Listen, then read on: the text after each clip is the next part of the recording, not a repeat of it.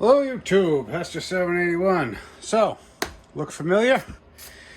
Well, in for a penny, in for a pound.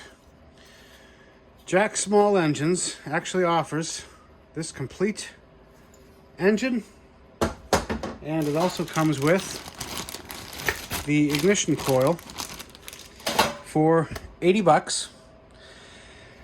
So, I figured, what the heck, my buddy wants nothing to do with it. So now it's mine, and I figured, let me just throw an engine in and give you guys another video. So, let's get into it. Back to the Torx. Forget which size, 27 for the outside, yeah. So I'm not gonna go, obviously, as in-depth as last time, because you've already seen all this. If you haven't, go check out that video. If you are just tuning in, I guess long story short, it was run with the wrong mix in it, and it blew up. Well, not blew up, but the cylinder got all damaged. Why can't I get on this screw? Cylinder got damaged, pistons all scored. This is just ridiculous. Is this the wrong screw in there? Yeah, it's one size smaller, of course. It's probably my fault. I had this apart just long enough to not quite remember how everything goes.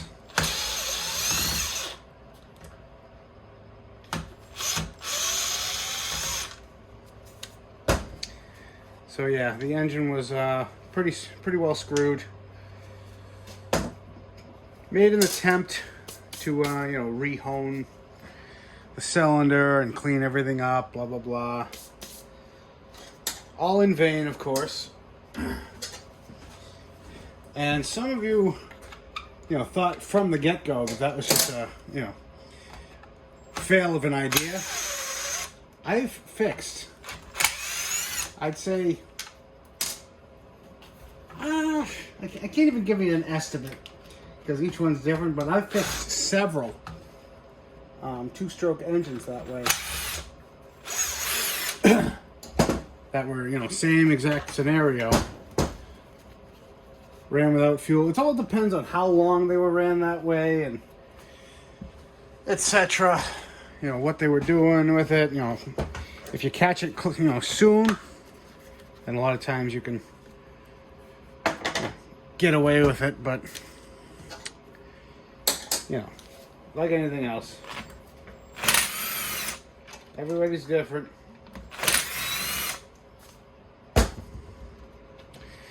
The other question is this carburetor any good? He says it was working fine, but he also is the reason we're doing this. So I'm not gonna burn him at the stake. He knows what he did.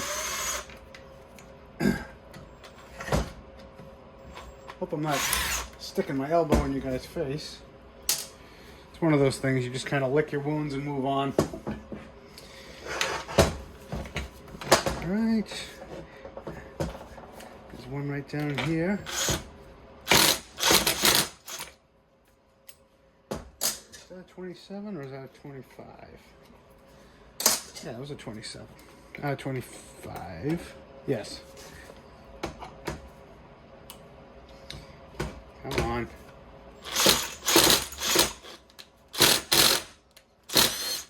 There we go. Just wasn't giving her the beans. Started spinning the thing all over the wrong way. Right?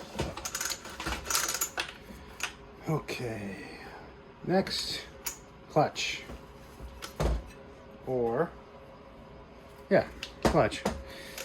That means I'm going to stick something in the spark hole again. Alright, 1 second. Alright, make sure the piston's at the bottom. And it's not an exact science. We're literally just stuffing rope into a cylinder. Just get a good, I don't know, foot worth. As much as you can until it can't go in anymore. And all we're trying to do is stop the piston from coming all the way up. Alright, is that enough? That should do it.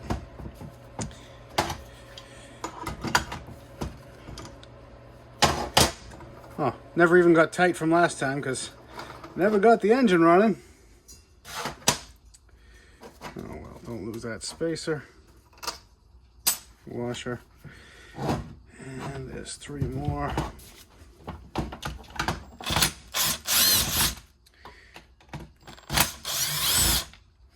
Yeah, it was tight, but you know, usually once you get it going, it tightens up against the clutch cage itself. What's fighting me? Come on. There we go. Even landed right where I needed it. Look at that. Okay, I got that taken off. Disconnect. Black in the back, red in the front. We're done with that. Rope out of the way. Just need the exhaust now.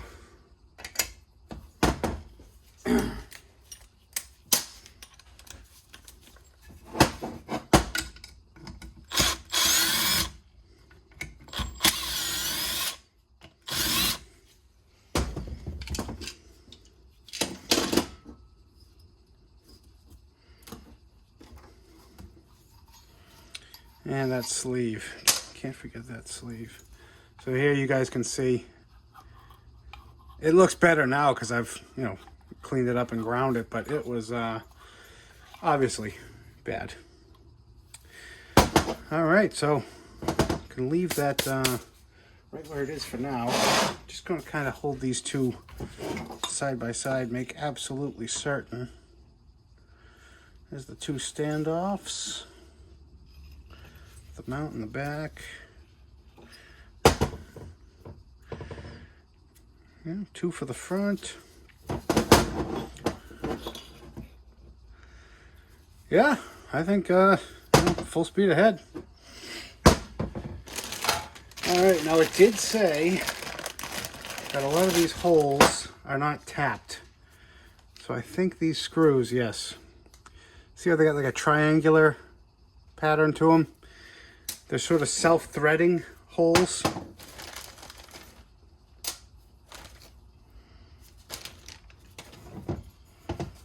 I hope. Either that or this is going to be interesting because these bolts that came with it are not. Ruh-roh. I have to see if I have any metric taps on hand. I'll be right back. And we're back. Good news. They are not metric. I don't know why I thought they were metric, but it's an 8/32. And I do have one of those on hand. Should I take the second and just set this thing up in the vise? Yeah.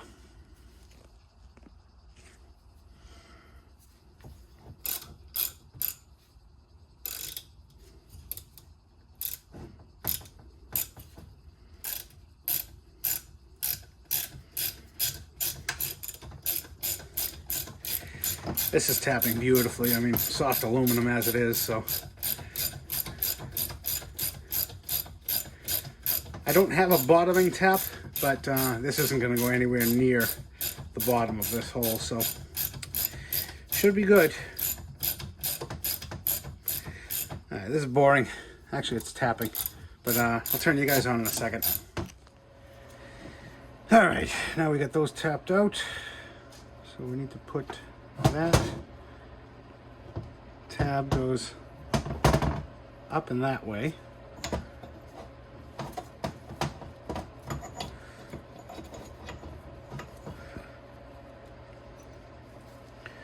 There really is nothing to these little engines. Nothing, what'd that take us, 5 minutes? Take this all back down again. We do it right because we do it twice.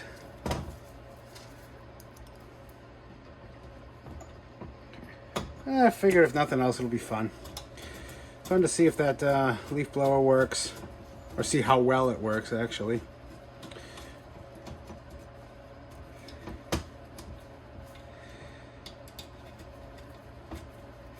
Have you guys, any of you guys ever used one of these with the leaf blower attachment? Let me know down in the comments. Just gotta go get a, see if we can get Terrell and the boys to help us set the air gap here.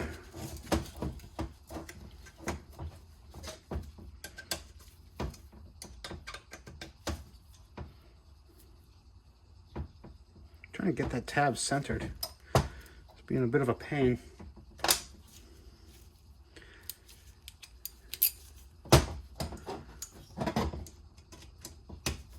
Obviously it's going to take a little longer going back together because A, I got to thread bolts, and B, being a little more careful because before we were hoping it would work. Now, I mean, we're still hoping, but it should work unless I do something wrong.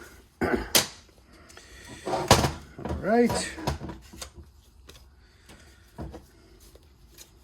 Good enough. Good enough. Now, let's just throw the muffler on. Do everything in exact backwards order.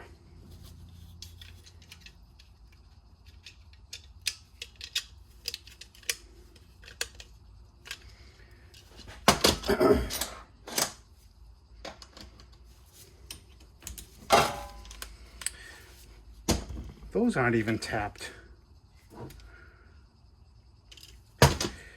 You know, would it kill them to just quickly run a tap through? Because I don't have... actually, I might have this tap. What's that? Well, let me go look. And one 12 by 24 tap later. You know, it's getting lucky with these taps. I don't have my my kits here on you know, at my house. I own every tap known to mankind, but it's not here at the moment. So, sort of working with Gilligan's Island stuff here. So, get that nicely cross-threaded.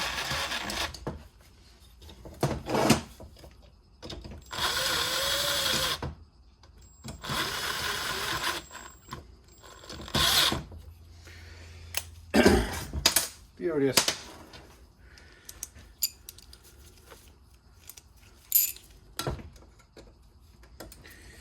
There's one more tap I'm going to need that I know I don't have.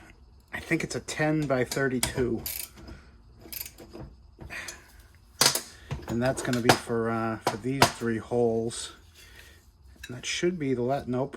Still got to do those. And are those going to be the same? Are that these ones? Maybe? Yes. Alright, yeah, I think these are... Nope. Let me double check. Okay, so where we're at. 1024 is these two holes. And 1032 is supposed to be these three holes. I don't have a 10/32 tap. And these are through bolts. And this is my machine. So I've tapped them all for 1024, and I've just got some regular 1024 bolts that are going to be plenty good enough, and there's plenty of room to poke all the way through. So other than going out right now and trying to find a tap, that's as good as we're going to get. So now all I got left, I believe these are 1024 as well, the intake screws. Is that? Yes. All right, so just got to tap two more bolts and then we're done. And beautiful. Geez, they really put a lot of faith in people. It's awfully trusting is all I'm saying. For a company to be like, yeah, here's an engine. You just got to tap all the important holes. Good luck.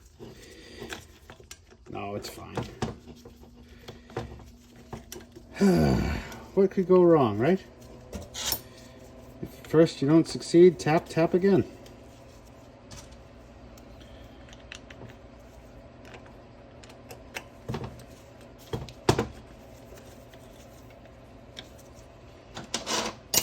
And you notice I'm putting everything by hand this time because, you know, fresh aluminum casting plus freshly tapped threads plus, you know, just be gentle.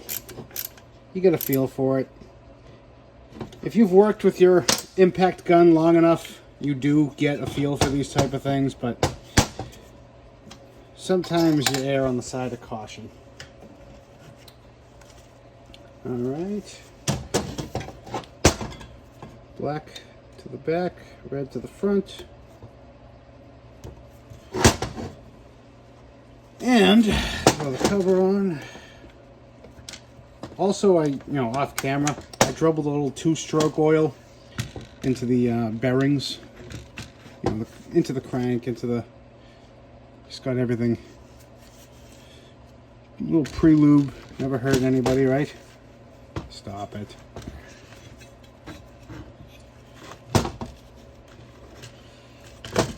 Sparkle's fighting me. If one of you guys could come over and just give me a hand real quick, greatly appreciate it. Excellent.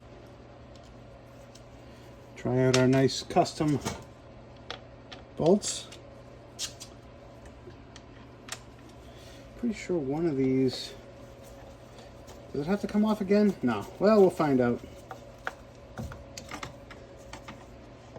don't know why they had to go strange threads just for those 3.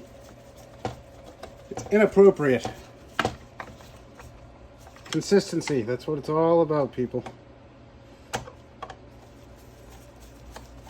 Every other bolt's 1024, but let's go 1032 for these 3 just to shake things up.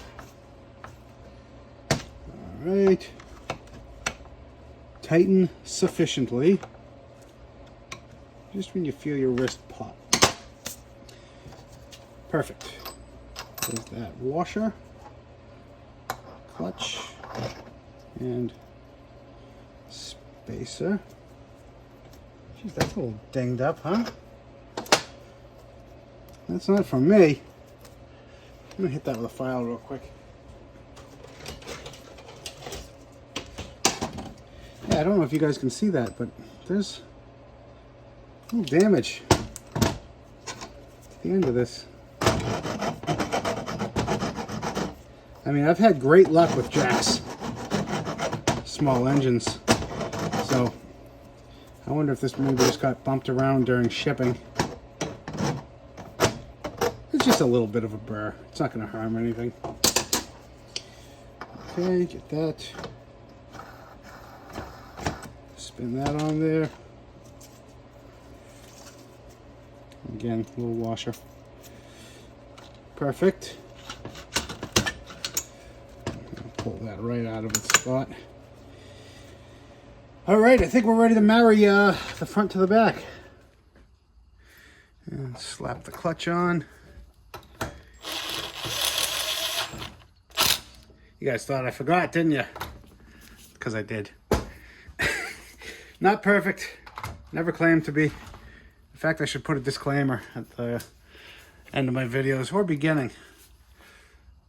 Just remind people, I am human.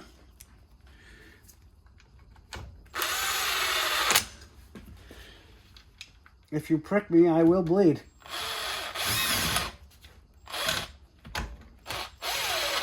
We've actually seen that in a couple other episodes, that I will bleed. All right.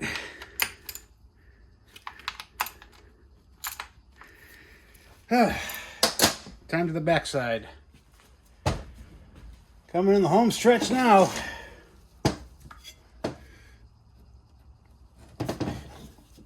What's the over-under that this carburetor is going to work right out of the gates? We're not going to have to tear that down and rebuild it.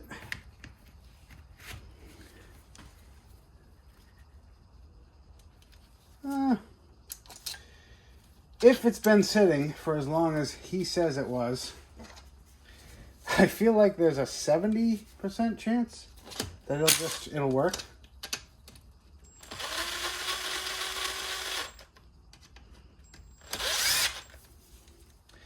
But I am going to take all of this fuel out of it because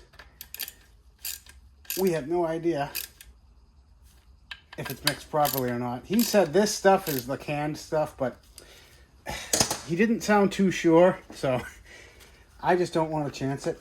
And you know, I can always use that stuff to start the fires in the backyard, but it's not going to help anything if I blow this motor right out of the gate. Cover, is that what's next? Yeah. So we got this back engine cover, which has been cleaned and blown out, don't you worry.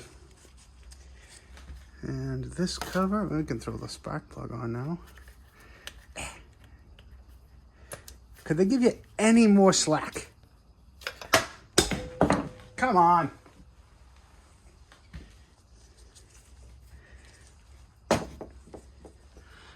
Okay, I'm pretty sure this has to be face up. Don't ask me why, but I think it does.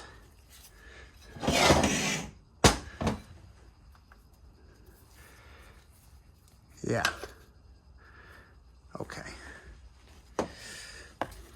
Back piece. It's starting to look like a piece of equipment again.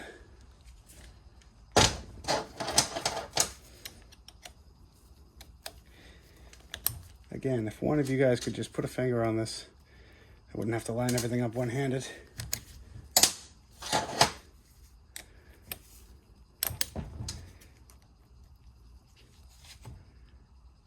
Gotcha. Excellent.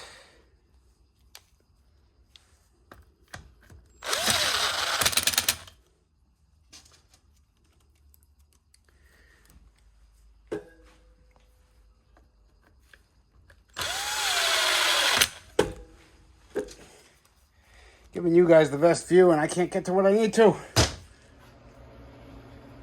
All right. Got the old fuel out of it, the new fuel into it. Bulb kind of feels squishy.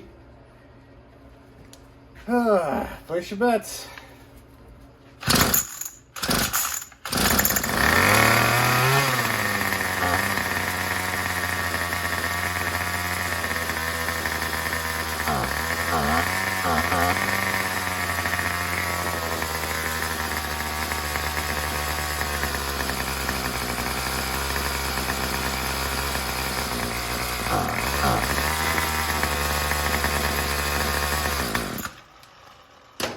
Well, color me impressed. I knew it would run, but I didn't know if this would run it. Sweet. It just needs some tweaking. Let me get my tools. All right, so I know you're not going to hear me once I get it going again, but the jets go high, low, in. So it's always high on the outside, low on the inside. The idle seemed like it was a little low, so I tweaked, seemed a little high, so I tweaked that. But I might have to readjust it. So it's flopping on its face right now. First thing I'm going to do is open up the low side, just a quarter of a turn to start out, and see where that gets us.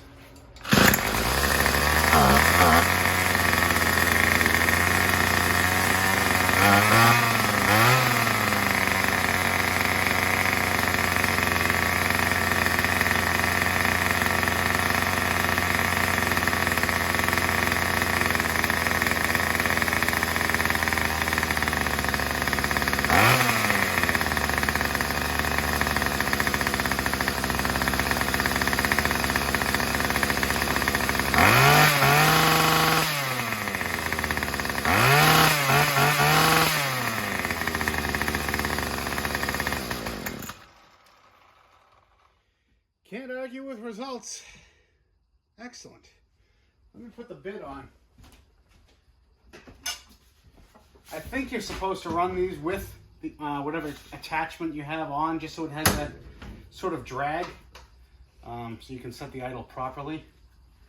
So let's see how she blows.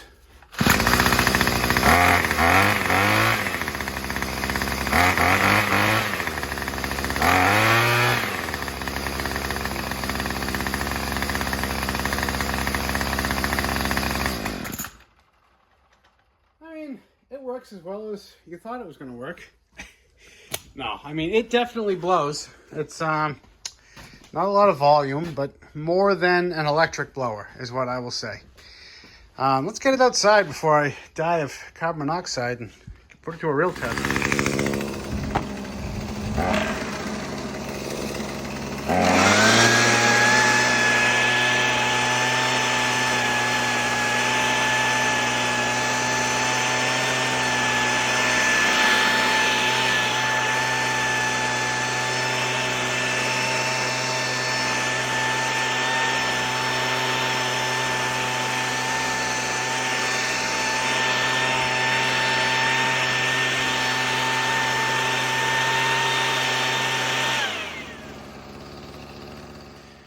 Well, what can I say?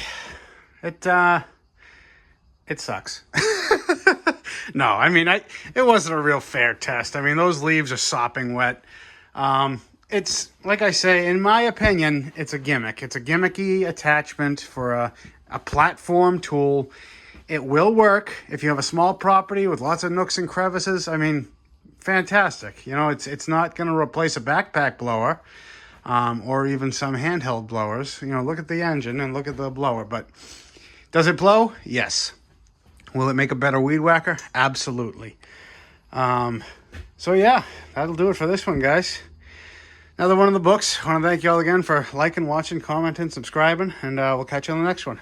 Bye.